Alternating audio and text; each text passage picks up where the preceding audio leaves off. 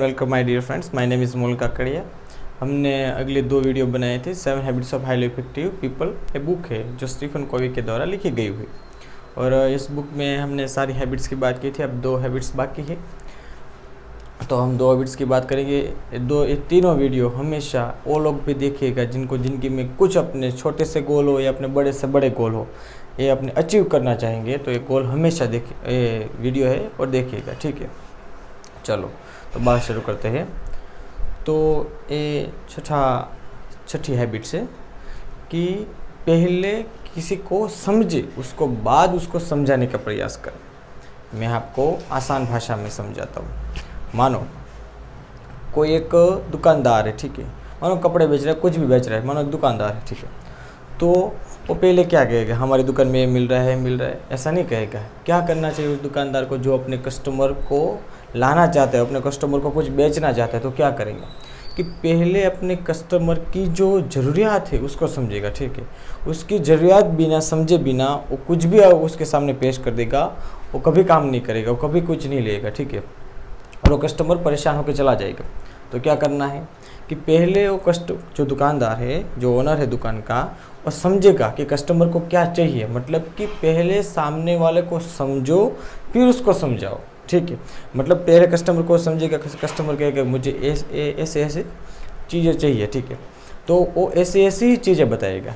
तो मानो कि दुकानदार उसको समझे बिना उसको एक सब कुछ ऐसा दिखा देगा, चलो हमारे पास ये अच्छा है, ये अच्छा है, ये अच्छा है, तो कस्टमर लेके जाएगा नहीं। हर कस्टमर को अपनी अपनी अलग अलग ज़रूरियात होती है, अपनी अपनी ज़रूरियात की वजह से लोग दूसरी चीज़ें खरीदते हैं, ठीक है।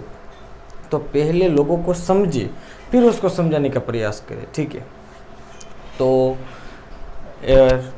लास्ट है 7th कि थिंक विन विन, मतलब ऐसा सोचे कि हमारा अकेले का फ़ायदा नहीं, सबका फ़ायदा हो। मतलब पहले आपको आसान भाषा में इसको भी समझाता हूँ कि मानो कि ये भी दुकानदार का एग्जांपल लेते हैं। मानो कि कोई दुकान में कोई कस्टमर आए, ठीक है।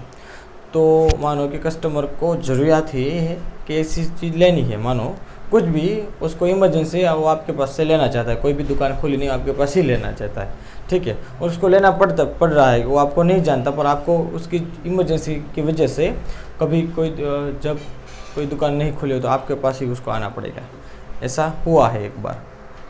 तो क्या करेंगे, आपके पास 2 मौके हैं कि उस कस्टमर को दूसरे जैसे कस्टमर है कि मानो कि आपके डेली कस्टमर की तरह ट्रीट करें, और ऐसे भी ट्रीट कर सकते हैं कि वो कस्टमर दूसरी बार आया ही नहीं, वो उसके पास आप जितना भी मुनाफा कमा सकते हो मतलब कि आपकी कोई चीज़ है, मानो कि 10 रुपये में मिल रही है, आपको आप उसको 20 रुपये में बेच सकते हैं। क्यों? क्योंकि उसको लेनी पड़ रही है, क्योंकि उसको ज़रूरत है किसी भी चीज़ की, ठीक है।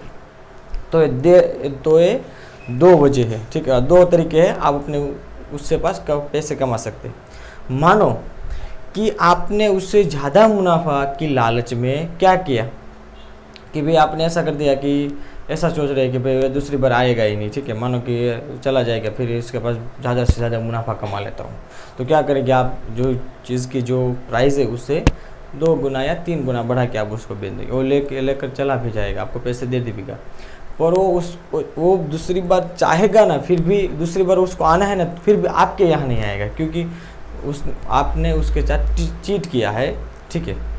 और मानो कि आपने ऐसा ट्रीट किया कि वो जो आपके डेली कस्टमर है, ठीक है, आपको ऐसा अंदाज़ा भी नहीं है कि वो आपकी दुकान पे आए, क्योंकि आपको पता है कि वो आपके एरिया के नज़दीक नहीं रहता, वो कहीं बहुत दूर रहता है, फिर भी वो आए ना आए, उसके जो फ्रेंड सर्कल है, उसके जो दोस्त है, उसके जो परिवार के लोग हैं, उसके फैमिली के लोग हैं, उसको हमेशा सजेस्ट करेगा कि इस एरिया की जो दुकान है, आप इस एरिया में रह रहे तो आप वहाँ पे जाइए, क्योंकि आपने इससे ऐसा ट्रीट किया है कि आपका जो फीडबैक है वो 5 स्टार वाला बन गया, ठीक है। मतलब क्या हुआ, आपने जो चीज़ बेची वो मुनाफा के नुकसान खा के तो नहीं बेची, आपने कैसे ट्रीट किया, भाई वो अगली बार आएगा, ऐसे ट्रीट किया, ठीक है। तो आपने क्या किया कि आपका मुनाफा भी देखा और कस्टमर का मुनाफा भी देखा, आपने उसकी ज़रूरियात का कोई फ़ायदा नहीं उठाया। इसका मतलब होता है थिंक विन विन, आप भी जीतो और हम भी जीते।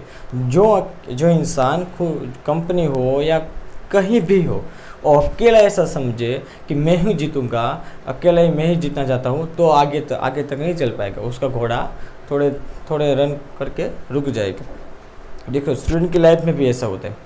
मानो कि ऐसा नहीं होता है कि सारे स्टूडेंट को सारे सब्जेक्ट आते हैं। कैसा होता है, मानो किसी को मैथ्स बहुत अच्छा आता है, किसी को साइंस बहुत अच्छा आता है, किसी को इंग्लिश बहुत अच्छा आता है। तो क्या करना चाहिए, मानो कि आपके फ्रेंड्स को जब आपकी ज़रूरत हो, मानो आपको उसकी ज़रूरत है, तो आप उसके पास मैथ्स सीख कर आ गए, पर जब आपने उसको आपकी इंग्लिश की ज़रूरत है सीखने, कोई भी टॉपिक सीखना चाहता है, तो आपने उसको सिखाने से मना कर दिया, तो क्या होगा?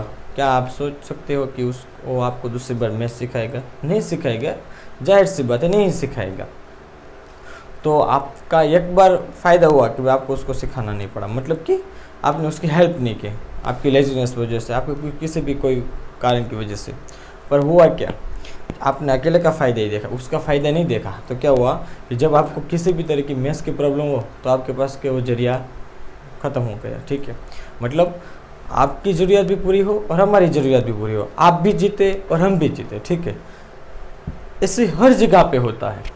ठीक है, ये हर जगह पे ऐसा मौका मिलता ही है, और इस मौके का जो कोई भी फ़ायदा उठाए वो हमेशा विनर बन के सामने आता है।